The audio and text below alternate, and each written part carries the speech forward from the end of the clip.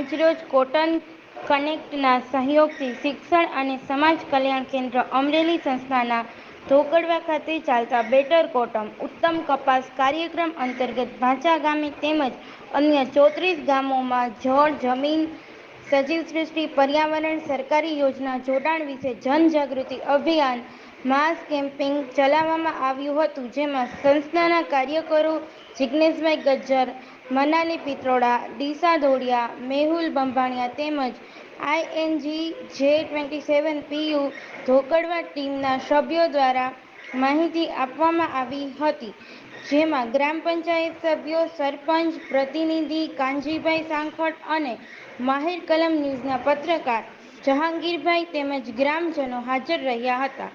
Bureau chief Jahangir Baloch ભાચા ઊંઝ.